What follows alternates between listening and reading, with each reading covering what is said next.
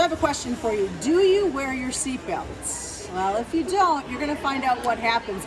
Our coworker Tiffany is going to be the example of why you must wear your seatbelt. And we're of course joined by the Nebraska State Patrol. It's What's Your Flavor here at the Nebraska State Fair, being brought to you by Nutrien Ag in Cozad and Elwood. And excited to say, Trooper Flick, this is an important piece of the Nebraska State Fair because you guys are really talking to kids, talking to adults about the importance of why they got to be in a seatbelt.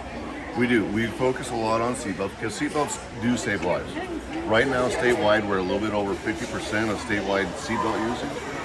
And with that is also why we still have right in the neighborhood of 200 traffic fatalities a year. If we simply put on seatbelts, we can cut that number almost to half, if not more. And it's a simple piece of equipment, and it does so much good for you. And this is a very realistic tool that we can have people ride on, and that we use volunteers to ride on, and they learn how that seatbelt's going to help them in a rollover crash. Well, I'm going to step out of the camera way to step back. I'm going to have you just kind of talk to her like you do, and you know somebody that steps in and wants to learn more about seatbelts. Okay. All right. So the first thing I usually do is I ask, do you always wear your seatbelt? All the time, every time. Okay. The reason is a lot of times people don't. So then I ask, do you know which part of your seatbelt in a rollover crash is actually going to keep you in that seat? Around my waist? Around your waist. So the waist belt is exactly designed to keep you in that seat, which is the safest place to be in a crash. Okay. The one that goes across your torso is designed to keep you going from going forward. Okay. What that does is, if you don't have that on, or if you're one of the people that tuck that behind your back, now you've done a couple things.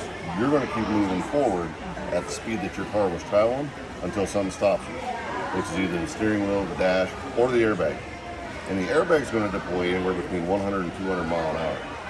So if you're running down the interstate, that's going to be about a 275 mile an hour impact to your face. Okay? So never put that belt behind you. Now what we're going to do is, this is going to simulate that slow speed rollover crash. And you're going to feel exactly what your seatbelt's going to do for you. Okay. You ready? Yep.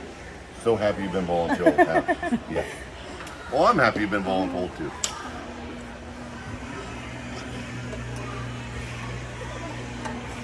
Oh, this is very uncomfortable. All right. So, do you feel where that belt is actually holding on to you? Yeah.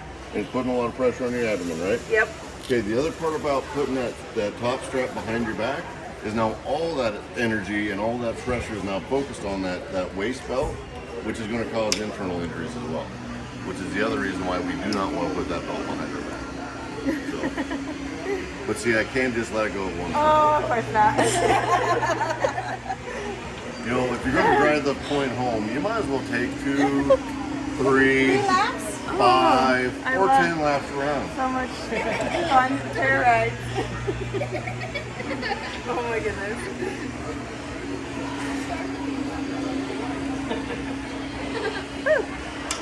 All right, there you go. Thank you. You're very welcome. Your buckle, or you're right there in front there. So, quick question for you as we wrap this up. What has been people's reaction? Obviously, she was laughing and talking about the importance of seatbelts.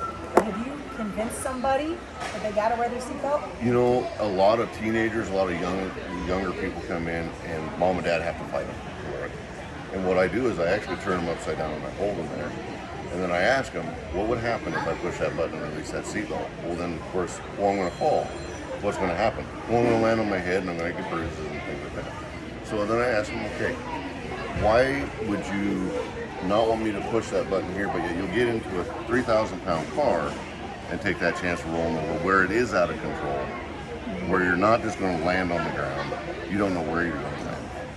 And at that point, they understand the principle then of, if I stay in that seat, I'm going to stay. It's very uncomfortable and the pressure of it, obviously, but it is supposed to be, there. Perfect. Well, we appreciate Tiffany. Of course, we appreciate the folks at the Nebraska State Patrol for what they do every day, and very important to be here at the State Fair. So come on over, especially if you don't believe in seatbelts. I want to see your butt in this machine to learn why a seatbelt is so important. From the Nebraska State Fair, it's our flavor.